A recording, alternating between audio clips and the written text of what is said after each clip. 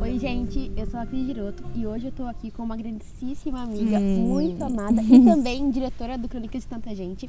E hoje a gente vai trocar um papo, conversar um pouco sobre o filme, tirar algumas dúvidas e a gente vai ter essa troca muito bacana. Vamos lá. E aí, Clara, o que você acha? Como que tem sido pra você agora com a estreia do filme? Como que foi o processo criativo? No que você se inspirou?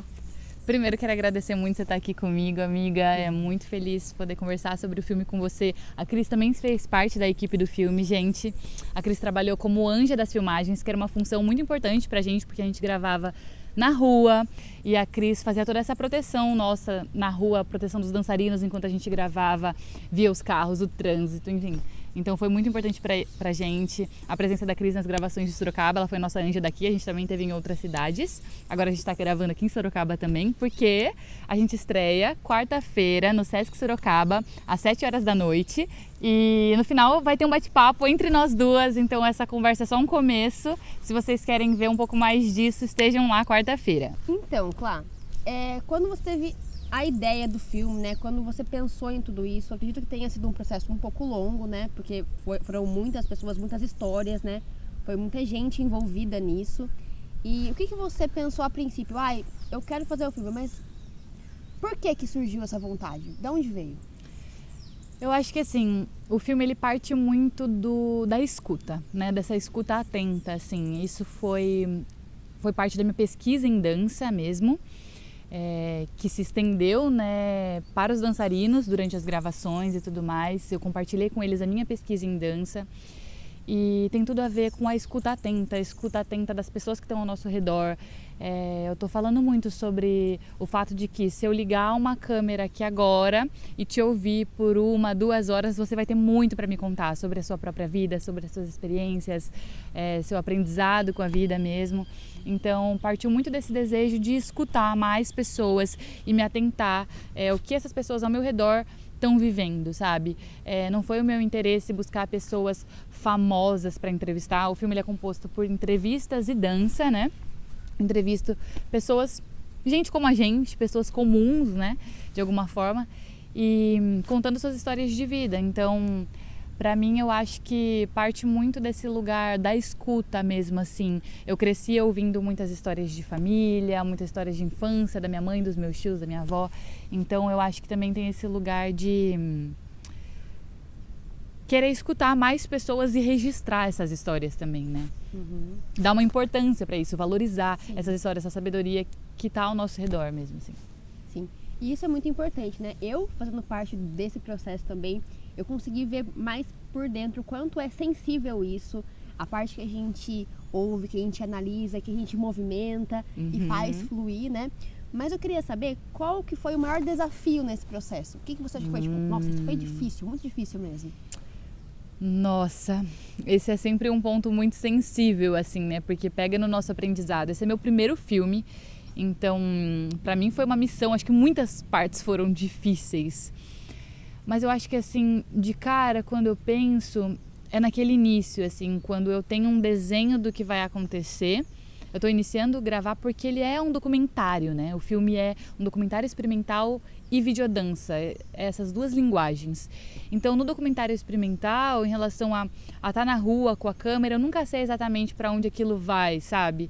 Eu consigo desenhar algumas coisas, mas eu tô trabalhando com uma coisa que eu ainda não sei o que é. Então, acho que esse foi o meu maior desafio e também o experimento, né, disso, assim, de escolher aquela voz para aquela dançarina e pensar, eu espero que funcione, vamos ver o que vai surgir disso, e sempre era muito mais interessante do que eu imaginava, né, porque era um teste, era uma pesquisa, né, então eu acho que a incerteza, nesse sentido da dificuldade, com certeza eu diria incerteza.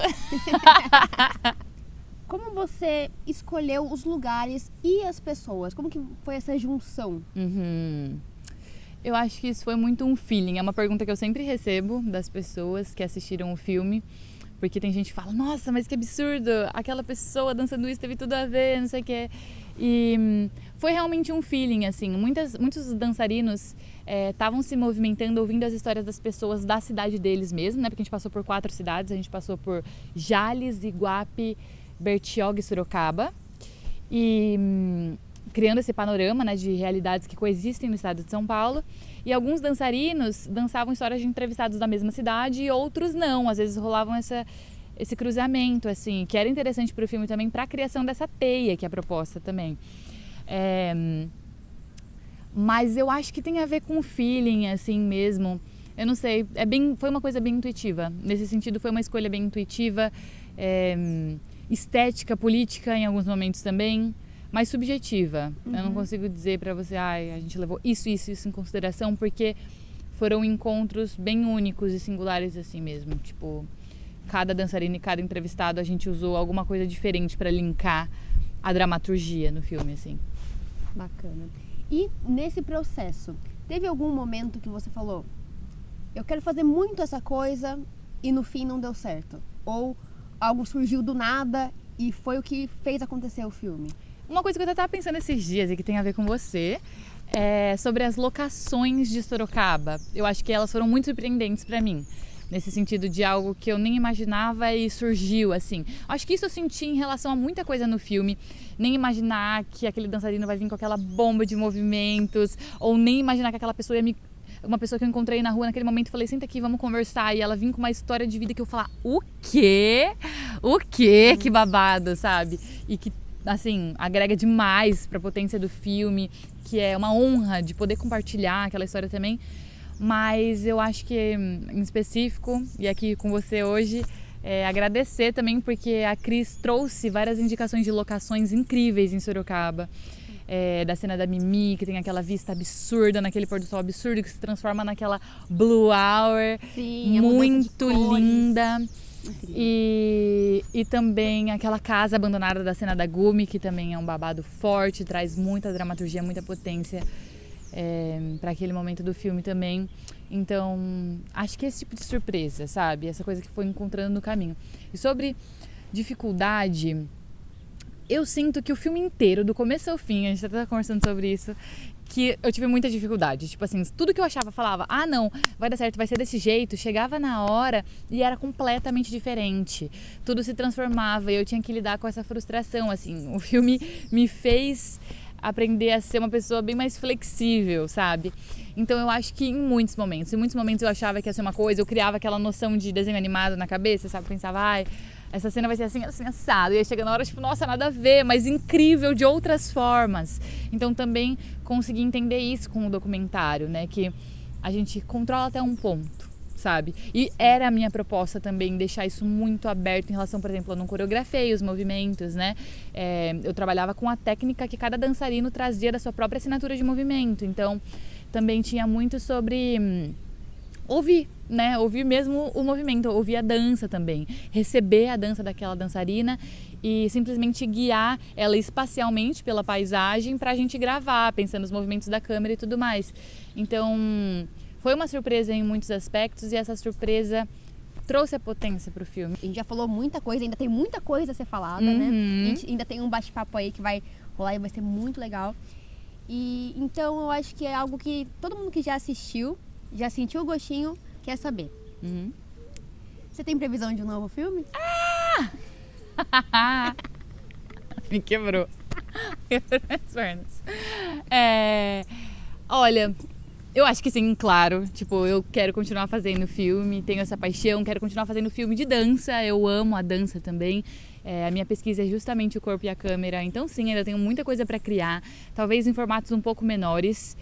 Porque nesse momento eu tô realizando esse filme, que foi um processo de anos mesmo, né? A gente tá gravando há muito tempo, teve a pandemia nesse meio, tudo aconteceu. E eu acho que eu tô dando vida a ele agora, assim, né? Ele tá pronto, então conseguir mostrar para todo mundo, pro máximo de pessoas que eu puder, assim. Eu acho que agora eu tô deixando esse filme voar e me atentando e colocando energia para mostrar esse filme pro mundo mesmo, assim. Então, essa estreia de quarta-feira no Sesc agora é um momento muito importante pra gente, de muita celebração e conquista também. Então eu acho que eu tô curtindo um pouco isso, esse momento dessa entrega do filme. Mas com certeza, ainda não tá assim a minha previsão breve, mas é claro que eu vou fazer muitos filmes. Tô ansiosa por isso. Yes! Te amo, amiga. Um beijo!